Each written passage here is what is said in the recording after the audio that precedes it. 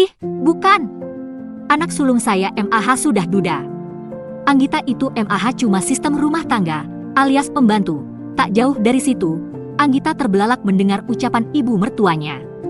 Bukan hanya mengatakan bahwa suaminya sudah duda padahal jelas-jelas ia ada di sana. Mertuanya itu juga menganggap Anggita sebagai pembantu rumah tangga. Aduh, kirain. Maaf ya, Bu Neni, mertua Anggita mengibaskan tangannya. Lagian masa menantuku dandannya begitu. Yang ada aku malu. Iya nih, Bu, timpal salah seorang ibu-ibu. Masa menantunya Bu Neni cuma pakai daster lusuh di acara begini? Nggak mungkin. Lah, obrolan mereka makin membuat Anggita panas dan sakit hati. Gadis itu menunduk memandangi daster lusuh yang ia kenakan sejak tadi pagi karena ia harus terus-menerus berkutat di dapur untuk memasak konsumsi acara syukuran rumah baru adik iparnya. Namun, itu tidak mengubah kenyataan bahwa ia adalah istri dari anak pertama Bu Neni, Beni. Kalau begitu, boleh dong si Beni dikenalin ke anak saya, Bu, bujuk ibu-ibu lain. Putra Bu Neni kan ganteng hitam manis, pasti cocok dengan anak gadis saya, itu MAH gampang. Bu Neni terkekeh. Anggita berniat menghampiri kerumunan ibu-ibu tersebut, tetapi adik iparnya tiba-tiba memanggil dan menariknya kembali ke dapur. Karena itu, pada akhirnya Anggita hanya bisa mengelus dada. Toh tidak saat itu saja ia merasa ibu mertuanya tak pernah menganggap dirinya. Hanya Anita, sang adik ipar, yang selalu dipuji kecantikannya padahal Anita sama sekali tidak menguntungkan dalam pekerjaan rumah. Sekilas Anggita menatap dirinya di cermin dekat dapur, ia memiring-miringkan wajah. Sepertinya tidak ada yang salah darinya, hanya saja saat ini daster yang membalut tubuhnya membuat dirinya mungkin tidak menarik. Anggita, ngapain kamu malah ngaca begitu? Bentak Bu Neni. Nggak lihat di luar sudah banyak tamu? Acara sudah mau mulai, minumannya malah belum keluar. Anita mana, Bu? Anggita justru bertanya, malah nanya. Tentu saja dia ngobrol sama tamu, lah. Ini kan acara dia. Anggita menghela napas. Justru karena ini acara adik ipar dan istrinya yang dibangga-banggakan ibu mertua, seharusnya Anita lah yang menyiapkan alat, dekorasi, hingga berkutat di dapur bukannya Anggita. Udah cepat. Jangan ngelamun. Bu Neni kembali menyentak Anggita. Sebentar, Bu.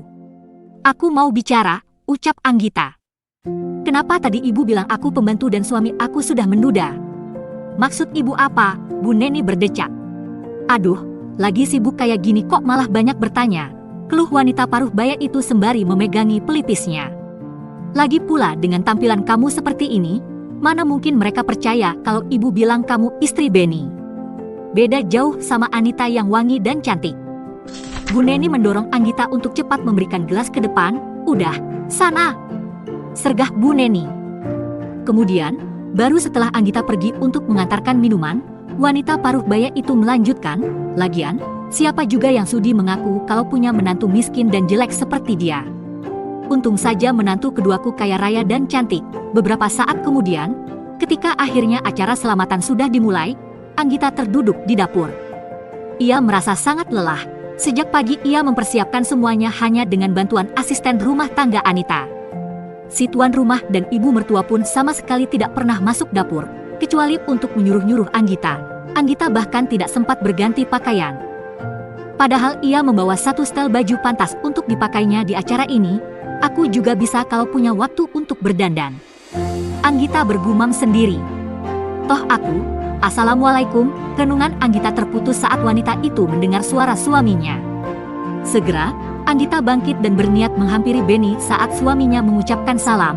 Namun, apa yang ia lihat di ruang tamu membuat langkahnya terhenti. Di sana, di ambang pintu depan, Beni masuk, tampak tenang meskipun dengan membawa wanita berpenampilan rapi dan glamor. Anggita tidak mengenali siapa wanita tersebut, tetapi dari gerak tubuh suami dan wanita tersebut, Anggita bisa melihat kalau kedua orang itu terlibat sebuah hubungan yang cukup dekat.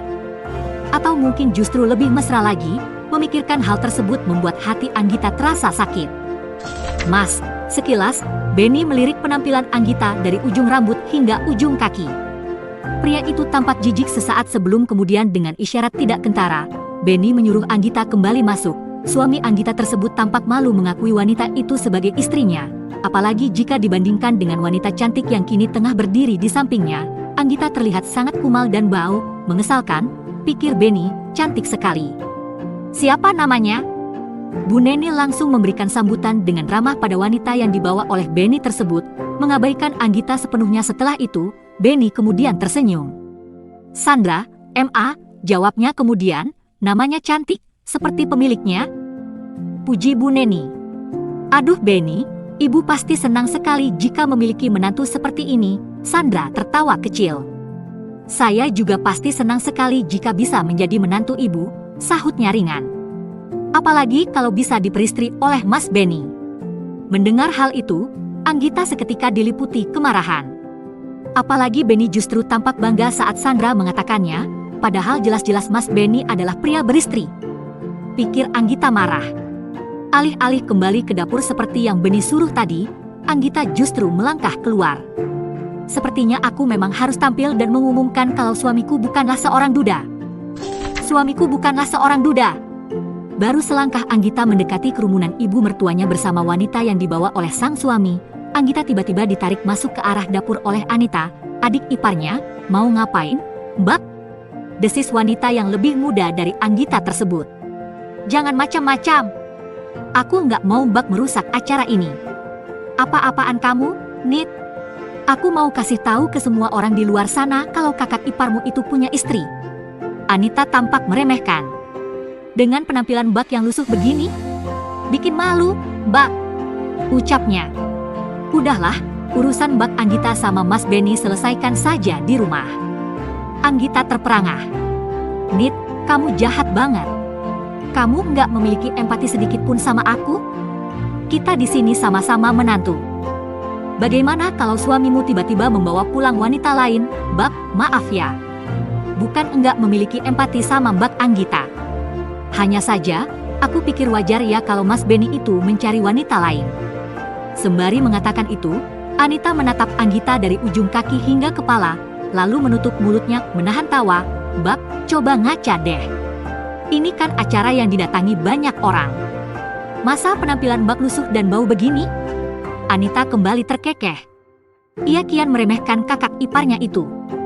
Lagian, meski kita sama-sama menantu, suamiku gak mungkin bawa pulang wanita lain. Aku masih pintar urus suami, gak kayak Mbak. Mendengar rentetan kalimat dari Anita, rasanya Anggita ingin sekali menjambak adik iparnya itu. Penampilan dia yang seperti ini toh karena sejak tadi ia mengurusi persiapan acara. Namun, Anggita tak mau membuat dirinya terlihat bodoh karena semua pasti akan membela Anita, bukan dirinya. Ia tidak ingin mempermalukan dirinya sendiri. Karenanya, Anggita membiarkan Anita meninggalkannya yang tengah mengatasi kemarahan dan rasa dongkolnya tersebut. Anggita juga menekan perasaan sakit hatinya lantaran ia bisa menyaksikan kemesraan sang suami dengan wanita lain sepanjang acara. Baru ketika ia sudah sampai di rumah sendiri bersama suaminya, Anggita langsung meminta penjelasan pada sang suami. Mas, siapa wanita itu? Namun, Benny hanya diam dan tak banyak bicara. Pria itu malah sibuk dengan ponsel miliknya dan tersenyum sendiri. Mas, aku bicara sama kamu, ucap Anggita lagi. Siapa wanita itu? Calon istri barumu, Ceka, berisik. Balas Benny kasar. Kalau sudah tahu, ngapain nanya? Meskipun sudah menduga, tetap saja Anggita merasa sakit hati saat mendengar jawaban suaminya. Ibu tahu? Jadi karena itu ibumu bilang kalau kamu sudah duda? Cecar Anggita lagi. Suaranya bergetar karena emosi. Aku ini masih istri kamu, bukan pembantu. Seenaknya saja dia bilang kamu sudah duda dan aku cuma sekadar pembantu di sana. Benny mendengus. Lagian kamu sadar diri dong. Mana mungkin ibu mau mengakui kamu sebagai menantunya di depan para tamunya Anita dan teman-temannya. Ngacak. Lihat diri kamu. Udah jelek, bau lagi. Tetap saja aku ini masih istri sah kamu. Kamu nggak bisa menghargai aku. Anggita kembali bicara dengan menahan sesak yang kian menusuk di dada. Kamu lupa siapa yang menemani kamu saat kamu susah, Anggita ingat. Dahulu, ialah yang menjamin kebutuhan suaminya ketika pria itu masih belum mapan seperti sekarang. Bahkan sebelum keduanya menikah, sementara itu, Benny tersenyum miring. Dengan enteng ia kembali mengabaikan Anggita. Namun, sang istri tidak membiarkan pria itu lolos kali ini. Anggita kembali mengejarnya dan terjadi pertengkaran lagi. Mas, Demi kamu aku meninggalkan keluarga aku. Aku memilih kamu meskipun keluargaku menentang habis-habisan. Bahkan mengatakan kalau kamu hanyalah pria brengsek, ucap Anggita. Ternyata memang benar, kamu itu memang manusia tidak tahu terima kasih, jaga ucapan kamu. Kamu yang tidak tahu diri, bentak Benny. Coba kamu ngaca, sebagai istri, apa pernah kamu membuat aku senang? Sehari-hari cuma ngurus rumah aja, tapi penampilan udah bener-bener kayak pembantu. Lusuh dan kusam. Anggita terperangah. Dahulu, ia masih bisa bersolek diri. Namun, semenjak menikah, ia sudah tidak dapat memperhatikan penampilannya lagi. Mas, aku seperti ini pun karena kamu tak pernah memberikan uang lebih, kata Anggita lirih. Uang yang kamu kasih, bukan urusanku, sergah Benny. Lagian, untuk apa aku memberi uang lebih? Kamu itu sebagai istri harusnya pintar-pintar mengurus keuangan. Ini nih, sebabnya aku nggak bisa kasih gajiku sepenuhnya juga ke kamu. Jadi wanita nggak bisa dandan, ngurus uang juga gak becus, gerutu Benny. Matanya kembali fokus pada ponsel di tangannya. Sudahlah. Asal kamu tahu, aku akan menikah lagi. Jangan pernah halangi aku. Anggita mencengkeram lengan sang suami dan menarik pria itu agar kembali menghadapnya. Aku masih istrimu, bentaknya dengan mata merah karena menahan tangis. Kalau kamu mau menikah lagi, paling tidak ceraikan aku dulu. Toh ibumu sudah tidak menganggapku menantu. Heh. Benny menarik tangannya dengan kasar, sontak membuat Anggita sedikit terpelanting. Memangnya kamu mau pergi kemana, Anggita? Sudahlah, kamu tetap bantu-bantu di sini saja. Paling tidak kamu bisa makan dan tidur gratis. Anggita tak kuat mendengar semua cercaan dari sang suami. Ia pun masuk ke kamar. Ia meremas dada merasakan sesak yang begitu perih. Pria yang selama ini ia bela di depan keluarga besarnya malah kini membuangnya, suaminya benar. Meskipun bercerai pun, Anggita tidak tahu ia harus pergi kemana setelahnya. Ia tidak mau tinggal di tempat ini, tempat yang sudah tidak lagi menghargainya meski ia sudah memberikan banyak hal pada suami dan keluarga. Pria tidak tahu terima kasih itu. Namun, Anggita juga tidak mungkin kembali pada keluarganya. Di detik ketika Anggita melanggar larangan keluarganya untuk menikahi Benny, saat itu juga sang kepala keluarga mencoretnya dari daftar anggota keluarga. Saat itu, tiba-tiba sebuah pesan masuk. Anggita menatap ponselnya sesaat dan meraihnya, lalu membuka pesan tersebut. Kabarmu bagaimana? Sebuah pesan masuk dari sang kakak pun berhasil membuat Anggita kembali menangis. Dengan tangan bergetar, wanita itu lalu, ia pun gegas menghubungi sang kakak. Kakak, isak Anggita setelah terdengar kakaknya mengangkat panggilan. Kak, aku mau pulang, hening di seberang saluran telepon sebelum akhirnya sebuah suara maskulin menyahut, pulanglah. Akan kakak jemput. Pulanglah. Akan kakak jemput.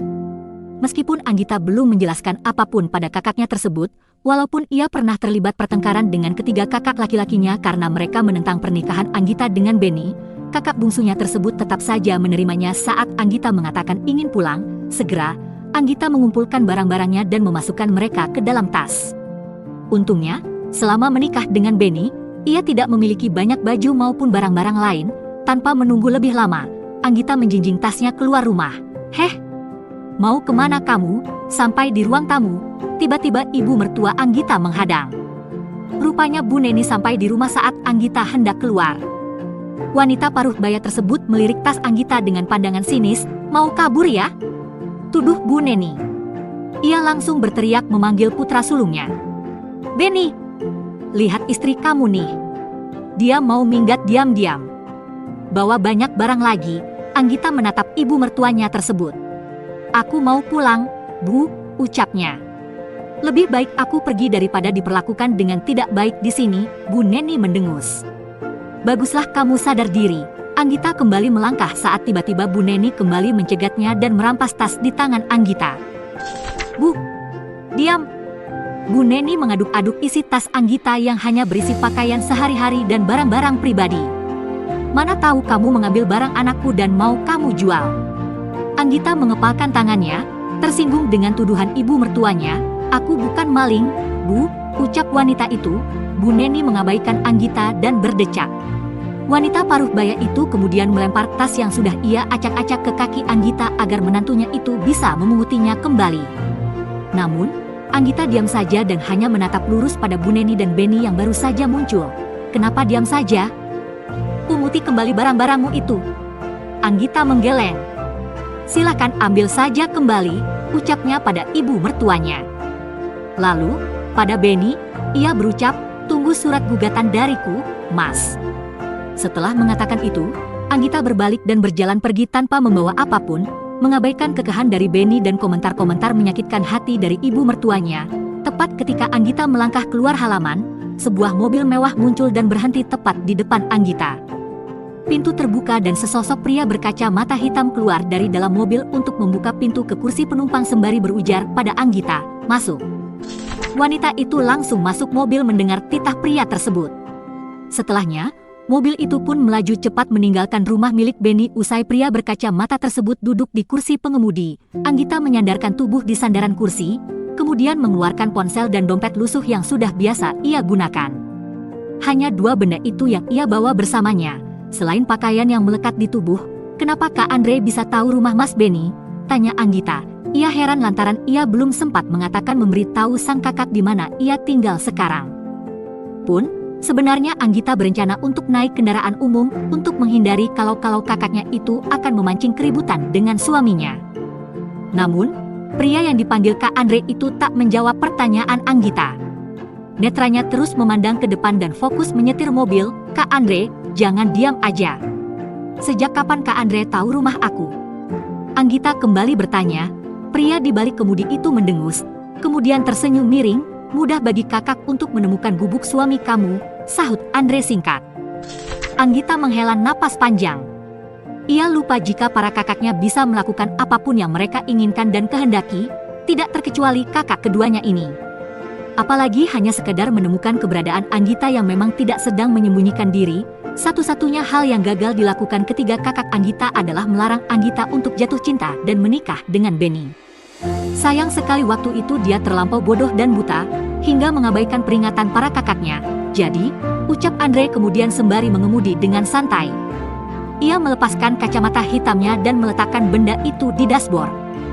"Katakan pada kakak apa yang terjadi." Anggita diam selama beberapa saat. Ia mengingat rentetan kejadian sejak tadi pagi dan bagaimana suami beserta keluarganya memperlakukan Anggita. "Dia mau menikah lagi," ucap Anggita dengan suara pelan. "Calonnya tadi datang." Wanita itu mengalihkan pandangannya keluar jendela, menatap bayangannya yang terpantul samar-samar di kaca. Anggita bisa melihat penampilannya yang masih berantakan. Wajahnya tampak kusam tanpa polesan dan tampak lelah. Perlahan, kesedihan dan kekecewaan yang Anggita rasakan menjadi kemarahan dan perasaan tidak terima. Ia mengabdikan dirinya sebagai istri, bahkan meninggalkan keluarganya, hanya untuk diperlakukan tidak selayaknya seperti tadi. "Kakak sudah bilang ke kamu." "Ya, aku tahu aku salah," potong Anggita, tidak ingin lagi mendengar kata-kata itu dari kakaknya.